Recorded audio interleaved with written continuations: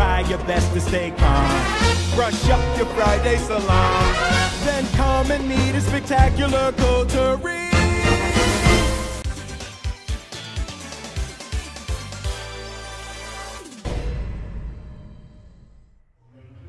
Hey Ematsu, Ryu here. So, I just saw Aladdin. Yep, and I even went there wearing this Mickey shirt. But enough about that. So, this movie was way better than I expected. Okay? Yeah, there's a lot to go over. Okay, for those of you guys who don't know, Beauty and the Beast is my favorite, Disney movie. Okay? So, I was severely disappointed when the live action one came out. And that mainly spanned to just things like the original song sucked. Or I guess there was only one original song. Maybe there was more, I don't remember. But the stuff they expanded on was stuff that didn't need to be expanded on. And of course, I feel like LeFou was the character that was most mishandled. Yeah, not because they changed the sexuality, whatever, but because in the original, I'm assuming that's for political reasons. Because obviously they made him gay in the live action one, which is whatever. But they gave him a redemption arc, which I'm assuming is because they made him gay or whatever. So, he was a loyal henchman to Gaston in the original. So, yeah, they should not have given him a redemption arc, which completely ruined the character for me. So, let's start with that. There was one character I feel like in this that was completely ruined, and that was Iago. Oh yeah, I forgot to mention spoilers. But yeah, Iago. Because in the original, Iago's basically a regular parrot who talks every now and then, and he in the original, Iago was, I guess you could say, Jafar's partner. Okay, they just treat him like a regular parrot who is super loyal to Jafar, except towards the end, that comes out of nowhere unless you've seen the original movie. And yeah, he's just a regular parrot who doesn't just repeat everyone or everything that he hears. In the original, though, he was literally Jafar's partner. I feel like Iago was closer to the way he was portrayed in Kingdom Hearts 1, because he has one line in Kingdom Hearts 1 where he tells Jafar he can't find Jasmine, and then he's in the boss fight where you have to hit the lamp. Yeah. And then you play Kingdom Hearts 2, and he's closer to, how he was in that movie, where he's like, I'm a changed bird, blah, blah, blah. Yeah, mind you, in the original Aladdin, Iago, talking like a parrot was part of his, cover. Yeah, and he was getting annoyed by the fact that the Sultan kept feeding him crackers, but that's beside the point. When I watched the trailers, I did not like Jafar because he seemed kind of he just looked like a regular guy. Okay, but Jafar has this dude has ambitions in this. He basically used to be a thief like Aladdin apparently. He he doesn't want to be he's basically Aladdin's polar opposite, because he worked his way up to being second only to the Sultan.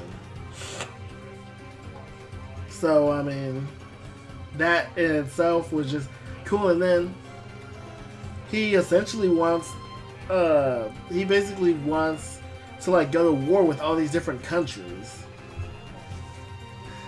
Yeah, so, and where else should I go? Because, I mean, the characters were the biggest part, obviously. Now, Jasmine, they gave her more backstory, which makes sense. And this is kind of my comparison with Beauty and the Beast. Because in Beauty and the Beast, like, in the original, Belle was... she basically, everybody thought she was weird because she liked to read. Okay?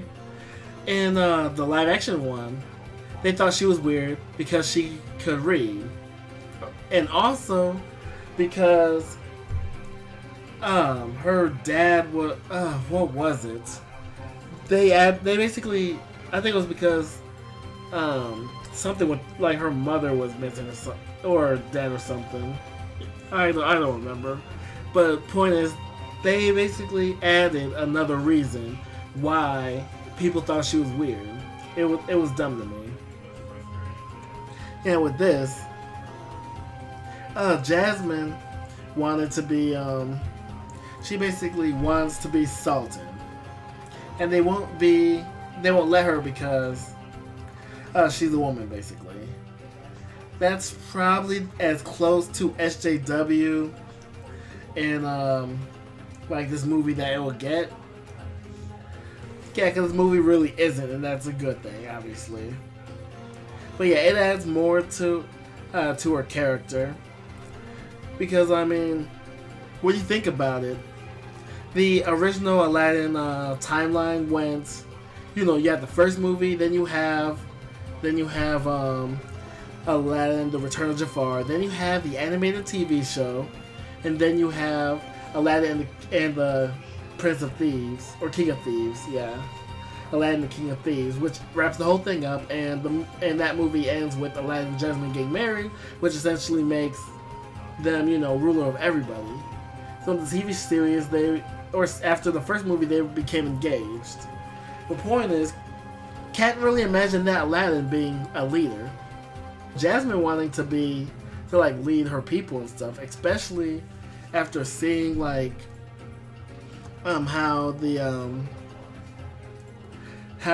Agrabah really is. It makes more sense. Okay, those are the kinds of changes I like. Yeah, Boo was essentially the same, except, well, he didn't talk. Because if you watch the original, Boo does, he does say words. And then, everything after the first movie, he just stops talking. Yeah, now, Aladdin was virtually the same. Yeah, now, the big one was Will Smith. Okay? Will Smith as Genie, man. I'll just spoil it right now. He was great.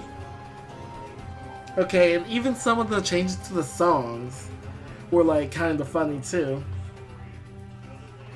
In the original song, he says, "I heard your princess was a sight lovely to see."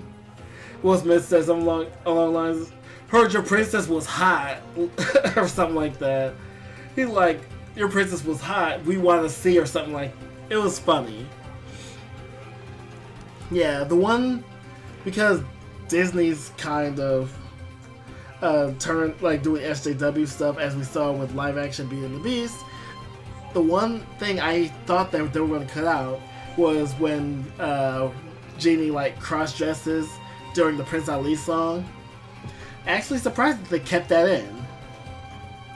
But it makes sense because, in the original, I guess Will Smith, he dressed like the girls, but in the original it was more Genie transformed himself into a girl. But, it's close enough, it makes sense. So, what else? The movie, obviously, it starts off different. Because in the original, you had the peddler talking about, telling the story of Arabian Nights and all that. Yeah, you have Genie talking to his kids, telling the story about Aladdin, and then it kind of goes back. Certain scenes were changed around.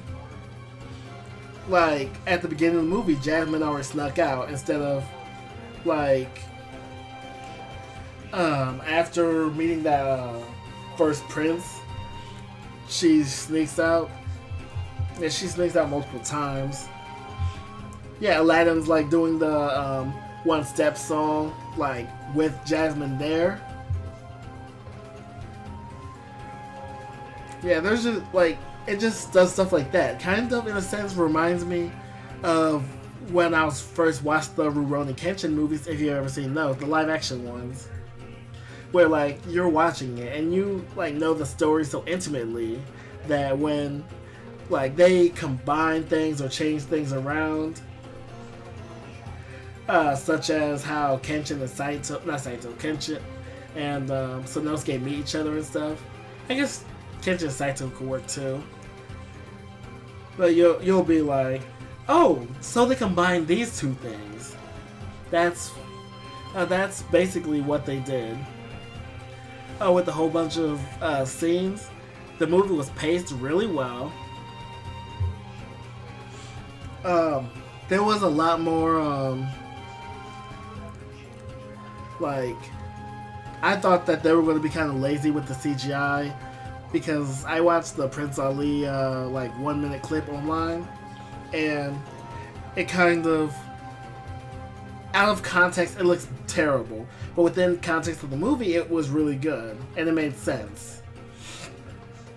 Yeah, so I just thought they were being lazy. But yeah, the movie ended really good. Like it was just really good. It's possibly the best remake Disney's made. But of course, that's just my thoughts. If you've seen this movie, tell me what you guys think in the comment section below. And if you like this video, be sure to hit that subscribe button. Really helps me out. Hit that bell for notifications. And I'll catch you guys next time. Stay tuned, and I will see you soon.